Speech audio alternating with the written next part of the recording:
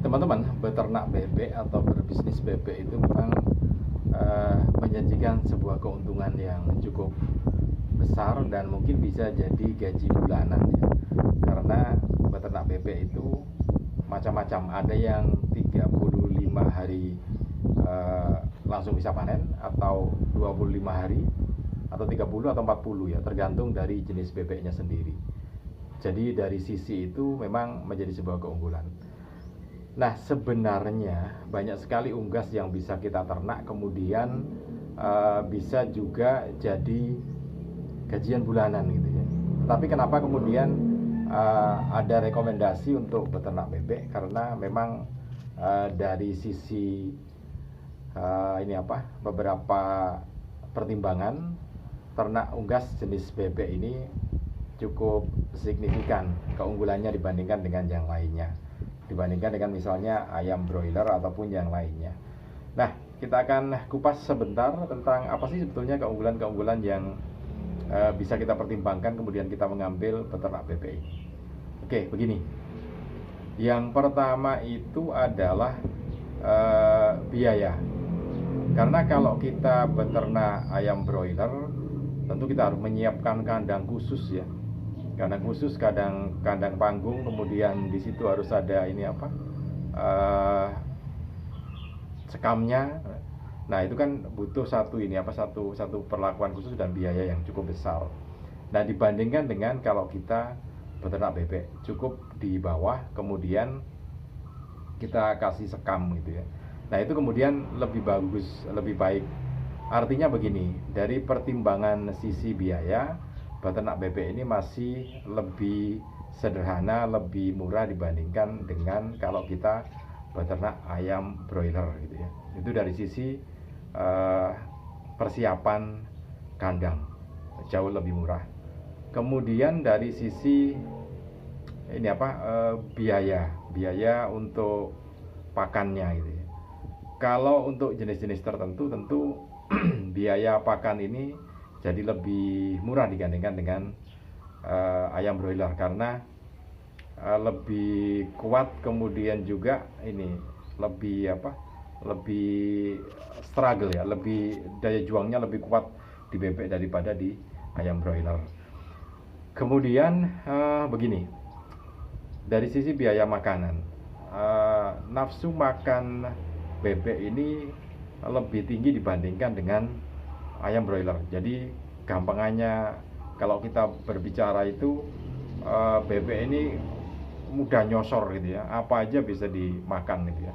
Nah, dengan pertimbangan itu maka ini jadi keunggulan dibandingkan dengan ayam broiler.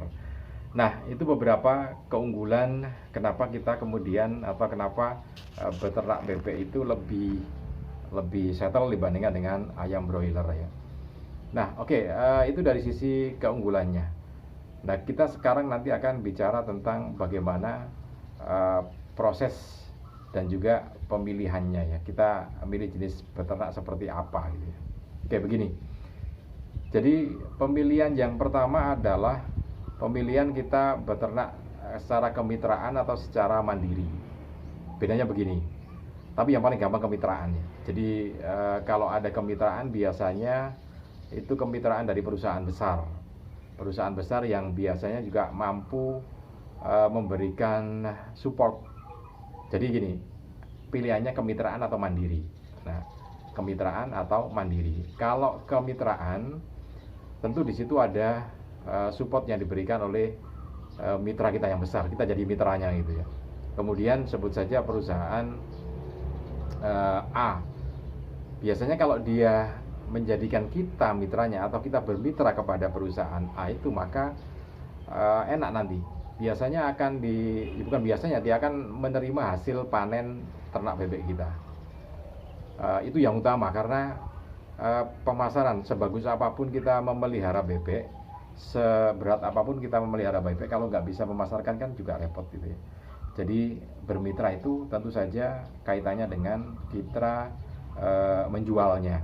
Nah, kalau dia sudah bersedia menjual, nah berikutnya mitra itu akan disuplai bahan makanannya, bahan makan bebek itu ya. Kemudian bukan hanya bahan makannya, tapi juga obat-obatan. Terus support kesehatan bebek biasanya juga akan disupport dari perusahaan yang kita jadikan mitra itu ya. Di Sumeneb misalnya juga ada yang bermitra semacam itu, jadi enak menjualnya. Kemudian di beberapa tempat yang lainnya di Mojokerto juga ada. Nah itu kemitraannya seperti itu. Dan kemitraan biasanya ini berkaitan dengan, kalau bebek ini bebeknya bebek pedaging ya, bukan bebek petelur. Kalau bebek petelur nanti biasanya kemitraannya beda lagi. Tapi ini yang bebek pedaging, kemitraannya seperti itu. Biasanya harga juga tidak akan sembarangan gitu ya.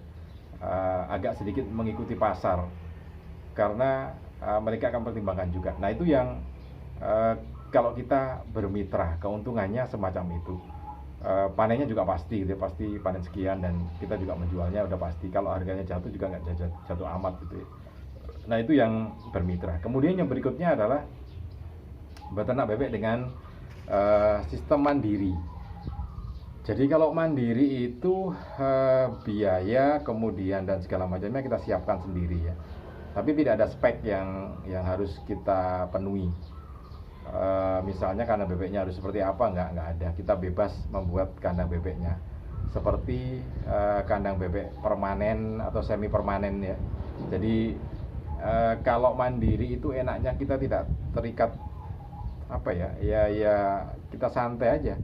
Jadi biasanya semi semuanya, misalkan pakan bebek itu dari konsentrat gitu ya biasanya. Nah kita bisa campur-campur, mungkin satu hari kita kasih makan konsentrat, kemudian nanti agak siang atau waktunya siang sampai sore bebek itu kita gembalakan ke sawah atau ke sungai atau ke rawa-rawa gitu ya. Nah di situ dia bisa mendapatkan asupan makanan sendiri, dan itu tentu saja menghemat biaya karena kita hanya makan atau memberi makan konsentrat di pagi hari ya. Kemudian siang sampai sore kita angon atau kita gembalakan di rawa-rawa, di sungai atau di sawah-sawah yang sudah habis panen itu, sehingga dia bisa mencari makanan sendiri untuk nutrisinya. Nah itu jadi keunggulan tersendiri untuk kita beternak bebek. Nah cuman masalahnya begini, kalau kita beternak bebek secara mandiri, yang jadi masalah adalah penjualannya. Karena penjualannya itu kita belum tahu dijual ke siapa, kemana gitu ya. Yang paling mudah ya memang ada teman-teman biasanya yang beternak bebek mandiri kemudian dijual ke pasar bebek gitu ya, pasar unggas, pasar ayam atau apa di situ. Nah dijual di situ biasanya cepat, cuman ya memang harus berani tawar-tawaran harga. Jadi biasanya di situ kan banyak pedagang yang mencari. Ada juga pengalaman yang menarik ya. Jadi ini rekan saya beternak bebek mandiri, kemudian pada waktu panen ya memang dipanen. Nah setelah kan nggak tahu pembelinya siapa gitu ya. Kemudian dibawa ke pasar unggas sana, pasar unggas di pinggir kota, kemudian ya dijual. Memang gampang laku di situ, mesti dibeli. Cuman masalahnya bobotnya seberapa, kemudian harganya nanti apakah per ekor atau ditimbang per kilogramnya. Nah itu kondisi di pasar itu yang menentukan gitu ya. Tidak bisa kita tentukan. Repotnya semacam itu. Tetapi ya semuanya memang bisa tergantung tergantung dari kondisinya. Kalau bebeknya mungkin gemuk-gemuk ya harganya bisa jadi mahal, tapi kalau bebeknya agak kurusan ya repot. Karena ada yang sampai ekstrim ya. Jadi bebek itu dibawa ke pasar kemudian tidak dibeli dulu, tetapi dicoba satu, disembelih, kemudian dibersihkan sampai jadi bebek untuk siap dijual itu ya, bebek siap panggang, siap goreng itu.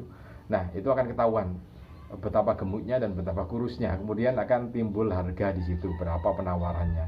Nah itu repotnya di situ. Jadi kalau dirawat dengan betul ya memang nanti akan memberikan satu harga yang cukup bagus juga. Nah itu dari sisi pemilihan sistem beternaknya, beternak mandiri atau beternak secara kemitraan. Nah yang berikutnya adalah pemilihan jenis bebek gitu ya. Jadi jenis bebek di tempat kita itu sebetulnya cukup banyak sekali. Bahkan nama-namanya juga nama-nama lokal ya. Misalkan bebek Tasikmalaya, bebek Cirebon, bebek Sumatera, bebek Paros, segala macamnya. Bahkan di Sidoarjo, di Surabaya atau di Jawa Timur ada bebek Mojosari. Nah, itu ada jenis-jenis bebek.